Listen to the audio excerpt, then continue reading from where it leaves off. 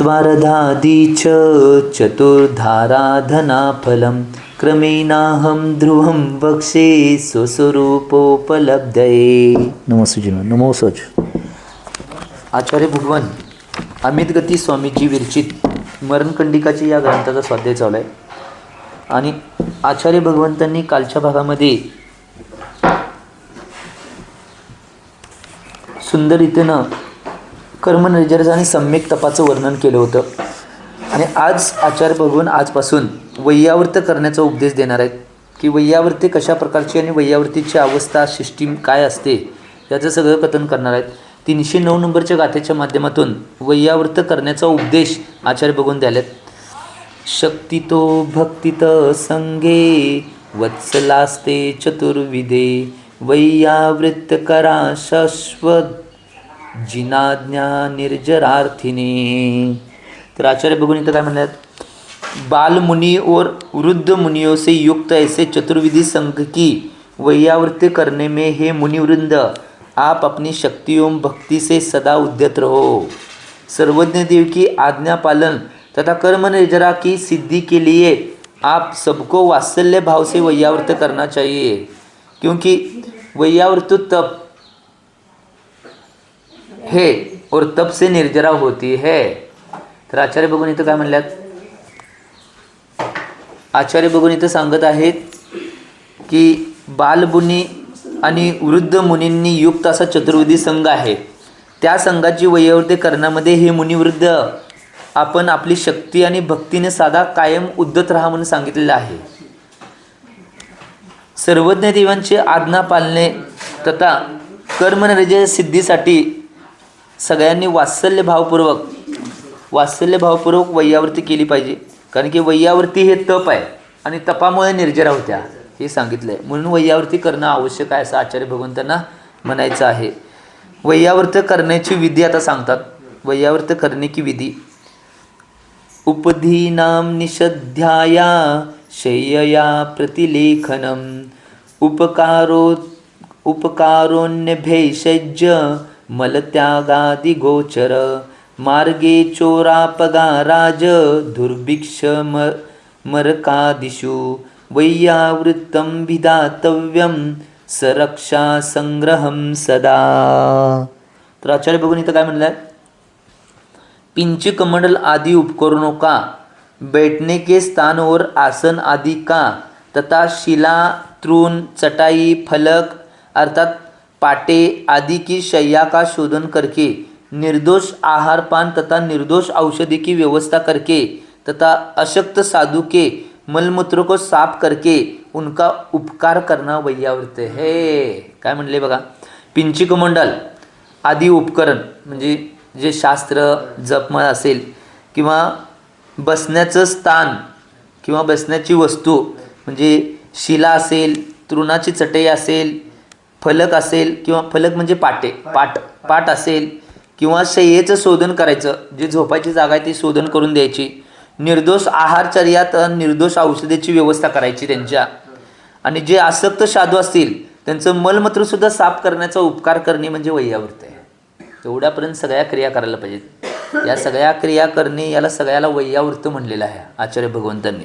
कुठलीही मनात ग्लानी न आणता की अशा पद्धतीच्या या व्यवस्था आहेत त्या सगळ्या व्यवस्था निर्माण करून दिले, याला आचार्य भगवंतांनी वैयावृत्त म्हणलेलं आहे. आज बरेच बघा आज त्याचं बी करायला पाहिजे वैयावृत्त. एक गोष्ट लक्षात घ्या, जेवढ्या प्रमाणात आपल्याने नाही बुजुर्ग लोकांची जेवढी करता येईल आणि साधूंची जेवढी करता येईल तेवढं करायला पाहिजे. या गोष्टी महत्त्वाच्या आहेत.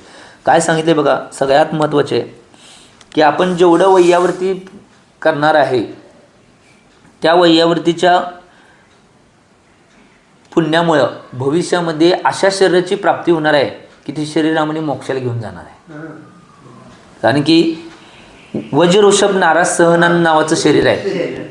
ते वज्रवृषभ नाराज नावाचं सहन वैयावृत्ती सुद्धा त्याला कारणभूत आहे ते शरीर प्राप्त होण्यासाठी. ही गोष्ट महत्त्वाची आहे. त्यामुळे वैयावृत्ती एक एवढा मोठा महान संधी आपल्याला आहे. ज्यावेळी मिळेल त्यावेळी सोडायच नाही. कोण पिंची कमंडल मागितलं कुणाकडं नसेल तर त्यावेळी पिंची कमंडल शास्त्र आधी त्यांना देण्याची व्यवस्था करायची. कुठलीही त्याच्याकडं अपेक्षा करायची नाही, की फक्त एक वैयावरती किंवा त्याच्या मोक्ष मार्गामध्ये मदत व्हावी यासाठी द्यायचं आहे. किंवा बसण्याचं स्थान असेल, आसन असेल, शिला तृणाची चटई असेल, हे कोण मागितलं तर कोणाला नसेल तर देऊन टाकायचं त्यांना. आपलं काय होते ते नंतर बघा. किंवा पाट असेल किंवा शय्याचं शोधन. आता त्यो बसणार कुठली तर महाराजजी किंवा कुठल्या माताजी बसणार असेल तर आम्ही माताजी आहे किंवा आम्ही महाराज आहे तर तिथली जागा लगेच त्यांनी बसायच्या आधी आपण जागा स्वच्छ करून द्यायची. ही सुद्धा वैयावरती आहे. त्यांनी बसायच्या आधी आपण करायचं. निर्दोष आहारपान. जे निर्दोष आहारपान आणि औषधीची व्यवस्था. जे रोगी साधू असतील किंवा ज्यांच्या शरीराला काहीतरी झालेलं आहे अशांची आहारपान निर्दोष आणि निर्दोष औषधीची व्यवस्था त्यांची करायची. आणि अशक्त साधू असतील त्यांचं मलमूत्रसुद्धा काढण्याचं उपकार करणे म्हणजे वैयावरती आहे. ही गोष्ट महत्त्वाची आहे. कधी कधी सल्लेखनामध्ये अशी परिस्थिती होते की त्या सल्लेखनामध्ये की नाही त्यांचे मलमूत्र कधी होतात हे त्यांना कळत नाही. अवयव शिथिल झाल्यानंतर मग त्यावेळी हातानं वगैरे भरून टाकावं लागते. आता संघामध्ये काही वेळेला या गोष्टी कराव्या लागायच्या. आम्ही स्वतः करत होतो. तर कधी कधी काय महाराजांचे मग हातानं कप वगैरे काढणे तोंडात घालून किंवा कापड एक धरून असं काढून घेणे, पुसून घेणे, या सगळ्या गोष्टी करायला लागायच्या. किंवा त्यांची बस्ती क्रिया करत असताना सगळ्या मलमूत्र वगैरे काढून टाकणे हाताने, या सगळ्या गोष्टी करणं आवश्यक आहे. कारण की त्या अवस्थेमध्ये की नाही त्यांची काय अवस्था होईल काय सांगता येत नाही. अवयव शिथिल झाले असतात. त्यामुळे ग्लानी न करता की बाबा तसं झालं तर हे असं कसं काय केलं आहेत असे काय, ही ग्लानी न करता कुठलीही चर्चा न करता झाले ते लगेच साफ करून सगळ्या व्यवस्था करून त्यांची व्यवस्था सगळी निर्माण करायची. ह्याला सगळी उत्कृष्ट वैयावरती म्हणतात. ग्लानीचे भाव आणायचेच नाही. कारण की आपल्याला सेवेची संधी मिळाल्या, सोडायचं नाही. जेवढी सेवा करता येईल तेवढं करायचं. जो मुनी मार्ग के श्रम से थक गए हैं उनके पैर आदि दबाना, चोरों ने सताए है या नदी अथवा नदी को रोकने वालों ने सताया है या दुष्ट राजा आदि ने पीड़ित किया है तो उन्हें सांत्वना देकर शांति पहुंचाना, दुर्भिक्ष तथा महामारी आदि रोग से व्याप्त क्षेत्र से विहार कराकर सुभिक्ष एवं निरापद देश में लाना तथा अन्य भी ऐसे अन्य कारण उपस्थित हो जाने पर उनका सदा संरक्षण करना वैयावृत्य है. असे कुठले बी महाराजांच्या बाबतीत इथं काय सांगितले, मुनिकने विहार करायच्या मार्गामध्ये आता श्रम जास्त झाल्यामुळे, जास्त चालल्यामुळे त्यांनी थकल्यात. त्यांचे पाय आदी शरीर सगळं दाबणे, तेल वगैरे लावणे, मर्दन करणे, ह्या सगळे किंवा चोरांच्याकडून नाही त्यांना त्रास दिलेला आहे. कुणीतरी उपसर्ग त्यांच्यावर केलेला आहे. मनुष्य असतील, स्त्रियांचे असतील, नारकी असतील, देव असतील, यांनी कुणी त्यांच्यावर उपसर्ग केला आहे. नदी अथवा नदी किंवा नदीच्या रोखण्याच्या ह्याला त्यांच्यामुळे त्यांना दुःख झालं असेल किंवा दुष्ट राजाने पीडित केलं असेल तर त्या सगळ्यांची सांत्वना द्यायची आणि त्यांची वैयावरती करायची. त्यांना काय झाले त्या शरीराची अवस्था सगळी बघून व्यवस्थित वैयावरती करायची.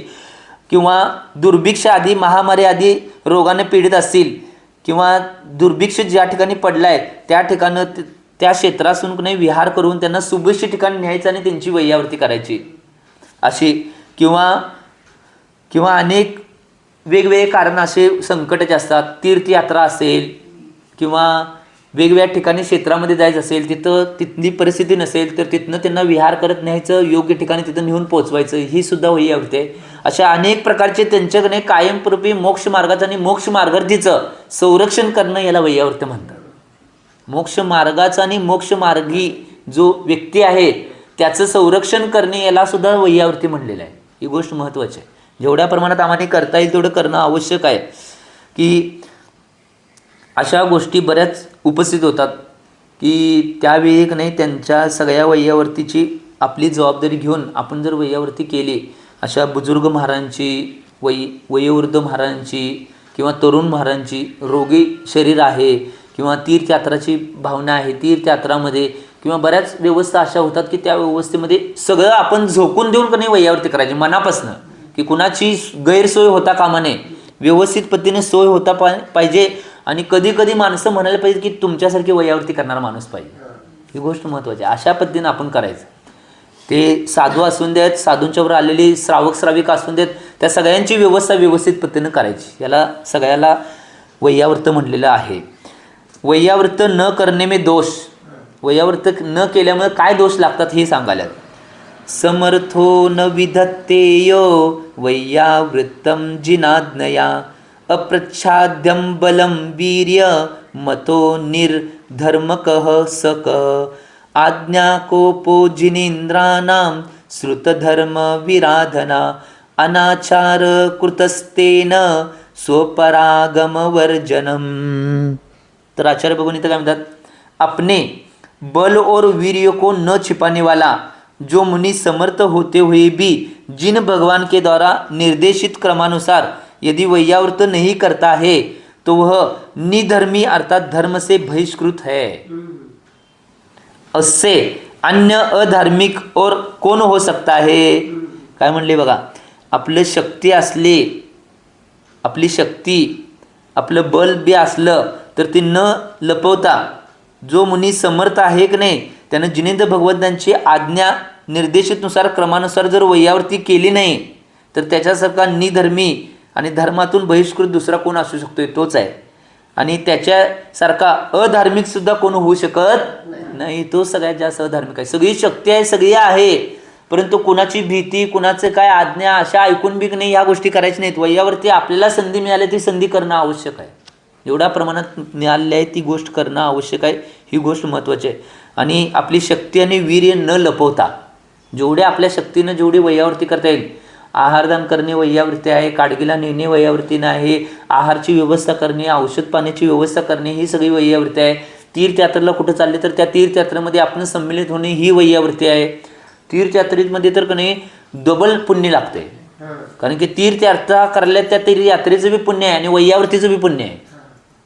कारण की चालत आचार्य भगवंतांनी एका ग्रंथामध्ये काय म्हणलेलं आहे की दिगंबर मुरांच्या बरोबर जर कणी 27 किलोमीटर जर तुम्ही चालला, विहार केला, चालत विहार केला, त्यांची वैयावृत्त आधी करत विहार जर केला तर एक शिखरजीची दर्शन वंदना केलेली पुण्य तुमच्या खात्यावर पडते. एवढं पुण्य आहे. कारण की का दिगंबर मुनिराज तीर्थयात्रातील करत असतात किंवा वेगवेगळ्या ठिकाणी विहार करत असताना त्यांची अवस्था धर्मप्रभावना, आपल्या स्वतःचं कल्याण आणि धर्माचं जे रक्षण आहे या गोष्टीच्या हेतून ते सगळी गोष्टी करत असतात. त्यामुळं त्या सगळ्या गोष्टी करणे म्हणून आचार्य भगवंतांनी त्यांच्यावर 27 किलोमीटर विहार करणे यासाठी सम्यक शिखरची एक वंदना झाल्यासारखं पुण्य लागते म्हणून सांगितले. वैयावरती बाकीच्या सगळ्या गोष्टी करत जायला पाहिजे, म्हणून वैयावरती महत्त्वाची आहे. ही गोष्ट महत्त्वाची आहे. पुढे सांगतात आता आहे तेवढे जेवढ्या प्रमाणात जेवढे मिळते तेवढं करायचं, सोडायचं नाही. आता करायला की जेवढ्या प्रमाणात आपल्याला कळेल. आता ठीक आहे, ज्या व्यक्तीला माहीत नव्हतं वैयावरती कशी करायची आहे, काय करायचं आहे, त्यातनं पुण्य किती मिळते, त्यातनं काय लाभ मिळणार आहे हे माहीत नव्हतं, तोपर्यंत ठीक आहे. ज्यावेळी मला माहीत झालं त्यावेळीपासून तर करूया. गयेसे गये रहेसे सुधारे. गेलेले गेले, आता काय माहीतच नव्हतं. आता बरीच कणी श्रावक श्राविका अशी आहेत की ती धर्मात कणी शेवटच्या वेळी पडतात, काय काय तरुणपणात पडतात, काय काय बालपणात पडतात. सगळ्यांची वेगवेगळी कॅटेगरी आहे. त्यांच्या पुण्याच्या उदयानुसार ते सगळ्या गोष्टी होत असतात ना.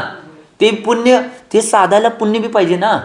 मग काय काय जण कणी या गोष्टीत नसून सुद्धा बालवयात पडतात, काय काय मध्यम वयात पडतात, काय काय तरुण वयात पडतात, काय काय बुजुर्ग वयात किंवा म्हातारपणात पडतात. त्यामुळं कुणाचं पुण्य कसं आहे त्यानुसारच त्यांचं उदयन, त्यानुसारच ती वयावरती आधी करणार आहेत. कोणी व्यक्ती पुण्याच्या आधी येऊ शकत नाही आणि कोणी व्यक्ती पुण्य नसल्यावर येऊ शकत नाही. ह्या दोन्ही गोष्टी आहेत महत्वाच्या.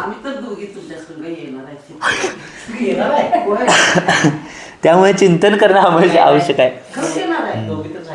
आम्ही या गोष्टीचं चिंतन करणं आवश्यक आहे.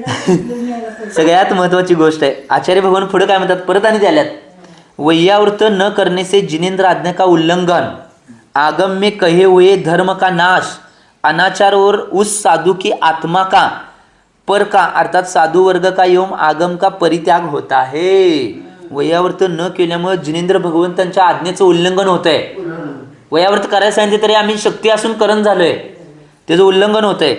आगममध्ये सांगितलेल्या धर्माचा नाश होतोय, आगममध्ये सांगितले तरी सुद्धा आम्ही करत नाही, म्हणजे धर्माचा नाश.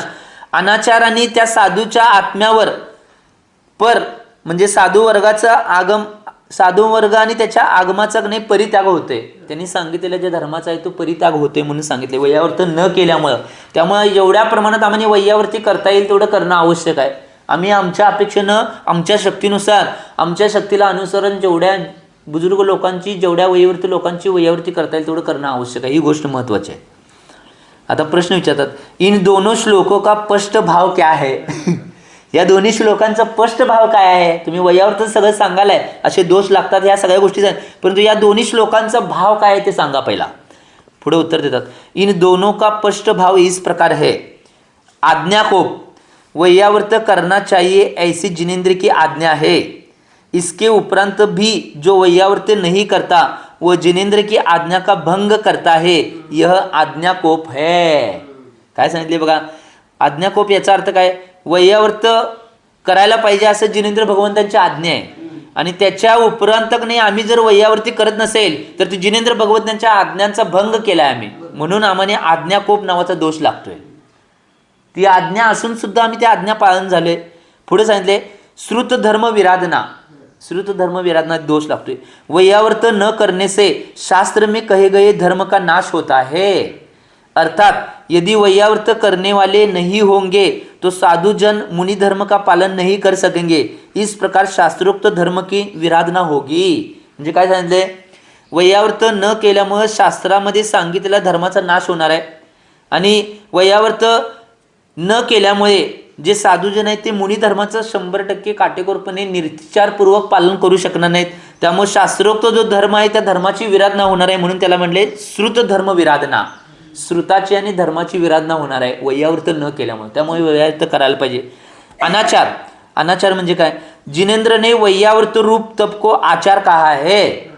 जिससे वयावृत्त रूप तप नहीं किया उसे अनाचार का दोष लगा. अनाचार याचा अर्थ काय? जिनेंद्र भगवंतांनी वयावृत्तला तपाचा आचार म्हणलेला आहे, आचरण, आणि ज्यांनी वयावृत्त रूप तप केलेलं नाही त्याला अनाचार नावाचा दोष लागतोय म्हणून सांगितले. ही गोष्ट महत्त्वाची आहे.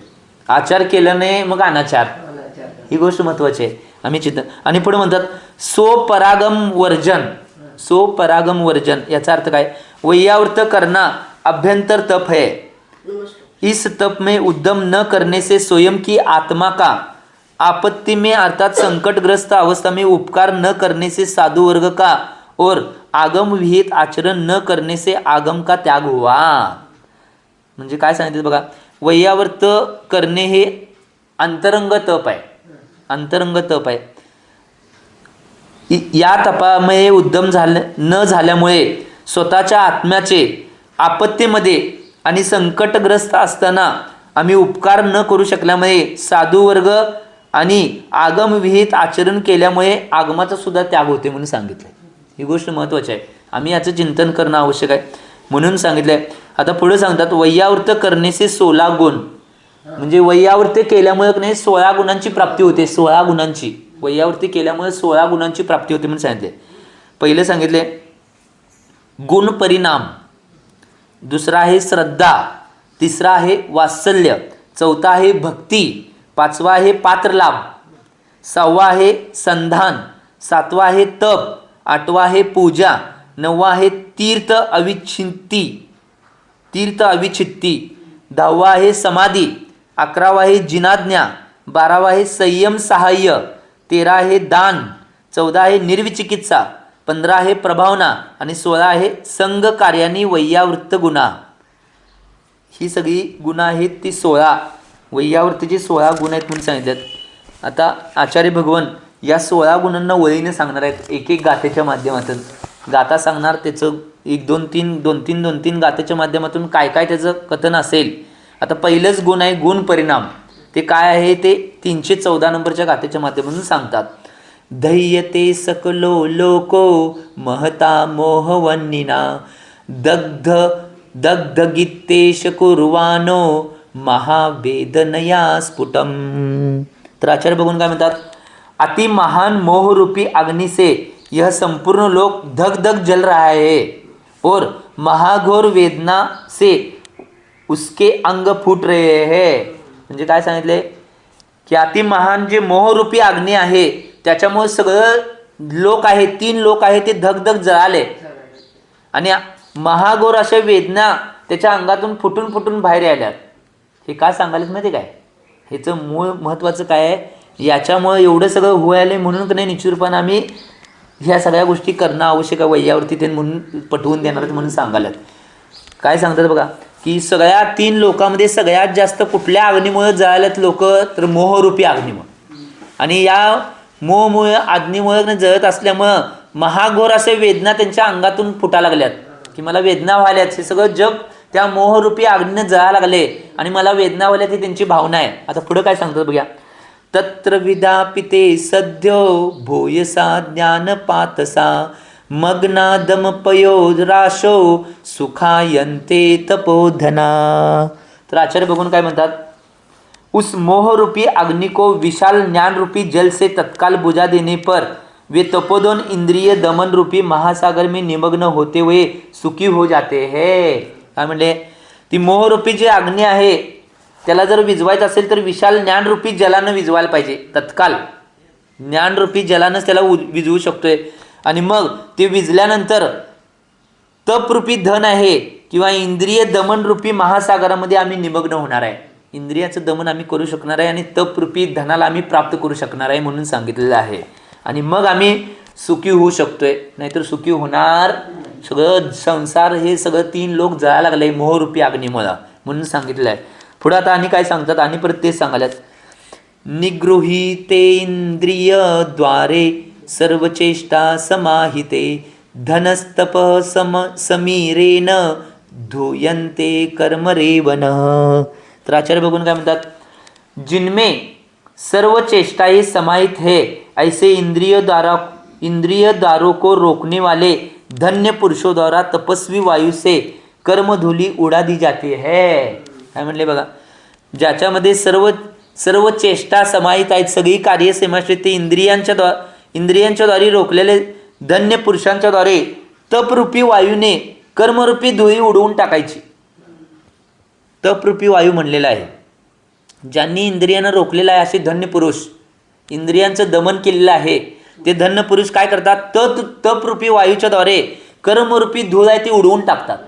जसं वारा आल्यानंतर धुळी कशी उडून जाते की नाही, तसं जो व्यक्ती की नाही आपल्या इंद्रियांचं ज्यानं दमन केलेलं आहे किंवा इंद्रियांना आपल्या वशमध्ये ठेवलेलं आहे, तो व्यक्ती तपरूपी की नाही वायूच्या द्वारे एका क्षणामध्ये कर्मरूपी धुळीला उडवून टाकतोय. एका क्षणामध्ये आम्ही याचं चिंतन करणं आवश्यक आहे. त्यामुळे अशा पद्धतीनं आम्ही या सगळ्या गोष्टींना करणं आवश्यक आहे म्हणून आचार्य भगवंतांनी सांगितलं आहे. जर या गोष्टींचं पालन आम्ही केलं तर या सगळ्या गोष्टी आम्ही करू शकतोय. म्हणून आचार्य भगवान पुढच्या गाथेमध्ये काय सांगतात, परत आणि तेच सांगायलेत, वैयावरती का महत्त्वाचं आहे. ही 3 गाथा कशानं आम्ही दगदायाने का वैयावरती करायला पाहिजे हे सांगण्यासाठी 3 गाथा स्पष्ट केल्या. आता सांगतात, इत्थम गुण परिणामो विद्यते यस्य निश्चित साधूनां भव्य बंधूनां वैयावृत्तम तनोतिस. तर आचार्य भगवान इथं काय म्हणतात, इस प्रकार के गुण परिणाम नियमतः उसी के होते हैं जो भव्य जीवों के बंधु स्वरूप साधुजनों की वैयावर्त करता है. या प्रकारचे गुण परिणाम जे वर सांगितले ते कुणाचे असतात, जे भव्य जीव कने बंधू स्वरूप आपले साधुजनांची वैयावर्ती करतात. त्यांची ज्यांनी बंधू समान कने त्या साधुजनांची साधुवींची कने वैयावर्ती करणार आहेत त्यांचेच गुण परिणाम असणार आहेत. अशा प्रकारचे परिणाम म्हणजे कशा प्रकारे कर्माला उडवून टाकायचे किंवा इंद्रियांचं दमन करायचे किंवा या सागरातून दूध होऊन ज्ञानरूपी जलानकने अग्नीला विझवायचे, ही सगळी भावना कुणाची असणार आहे, जे कने आपले बंधू स्वरूप साधुजनांची वैयावर्ती करतात त्यांचीच भावना असायला पाहिजे, दुसऱ्यांची असणार नाही. ही गोष्ट महत्त्वाची आहे म्हणून सांगितलं आहे. आम्ही याचं चिंतन करणं आवश्यक आहे म्हणून आचार्य भगवान सांगितले. आता पुढच्या भागामध्ये परत आणि मोहरूपी अग्नी, दमरूपी महासमुद्र, तपरूपी समीकरण आदी रूपकांना गुण परिणाम काय आहे ते पुढच्या भागामध्ये दुपारच्या भागामध्ये सांगणार आहेत, कारण ते मोठं आहे, उद्या बघूया. त्यामुळे आचार्य भगवंतांनी जी वैयावर्ती सांगितले, जेवढ्या प्रमाणात आम्हाला ज्या वैयावर्ती सांगितले ती वैयावर्ती आमच्या शक्तीनुसार, आमच्या बलनुसार, आमच्या वीरीनुसार, परिणामानुसार भावपूर्वक भक्तिपूर्वक उद्यत होऊन आम्ही ती वैयावर्ती करणं आवश्यक आहे एवढी भावना करतो. आणि त्या वैयावर्तीमुळं लवकर कर्माचा नाश होऊन तुम्हाला लवकरात लवकर मोक्ष प्राप्त एवढी भावना करतो आणि मानले देतो. जे बोला आचार्य भगवान श्री सन्मती सागरजी महाराज की